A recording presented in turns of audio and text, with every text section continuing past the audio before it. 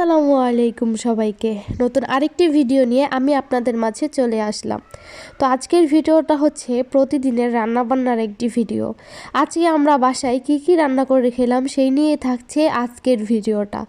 তো আমার ভিডিওটা যে যেখান থেকে দেখছেন অবশ্যই ভিডিওতে একটা করে কমেন্ট করে বলে যাবেন কে কোন জায়গা থেকে আমার ভিডিওটা দেখছেন।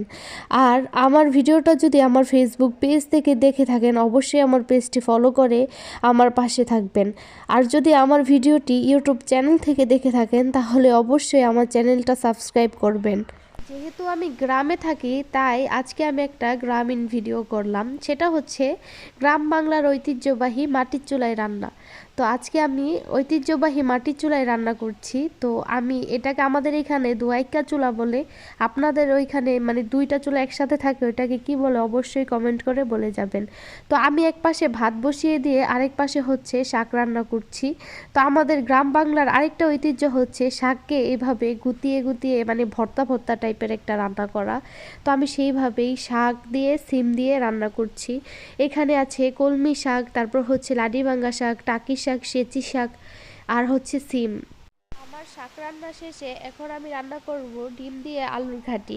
এটা আমি কখনো রান্না করিনি আর কখনো খাইও নাই। এটা হচ্ছে আমি টিকটকে একটা ভিডিওতে দেখেছিলাম, ওই যে টিকটকে একটা হিজড়া ছেলে রান্না করে না, রাহেদুল না কি জানি নাম ছেলেটার।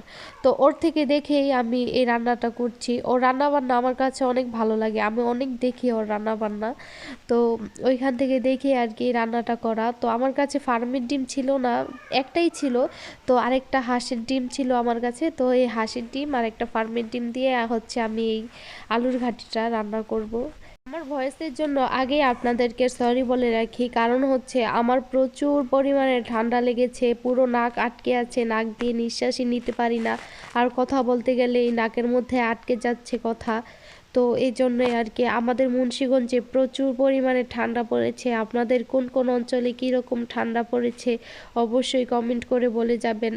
আমাদের এইখানে এত পরিমাণ ঠান্ডা, এত পরিমাণ কুয়াশা, রোদ ওঠার কোনো নামগন্ধই নাই। 4-5 দিন হয়ে যায় কোনো রোদের দেখা পাওয়া যায় না। আর জামা কাপড়ের কথা কি বলবো, মনে করেন জামা কাপড় তো একদমই শুকাইতেই চায় না। নিজেদের জামা কাপড় 4-5 দিন হয়ে যায় কোনো শুকায় না। আর বাচ্চাদের জামা কাপড়ের কথা আর কি বলবো, বাচ্চাদের জামা কাপড় দিনে মনে করেন 4-5 সেট করে কাপড় চোপড় আধোয়া করে, সেগুলো ধুইলে 8-10 দিন চলে যায়, শুকানোর কোনো নাম গন্ধই থাকে না।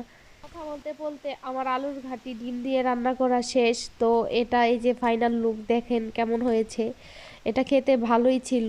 তো এখন আমি রান্না করব শীতের জাতীয় তরকারি, জাতীয় মাছ, সেটা হচ্ছে পোয়া মাছ দিয়ে সিম দিয়ে। আমাদের অঞ্চলে শীতের দিনে এই পোয়া মাছটা মানুষ অনেক বেশি খায়, মানে শীতের জাতীয় মাছ বললেই চলে এটা আমাদের এলাকার।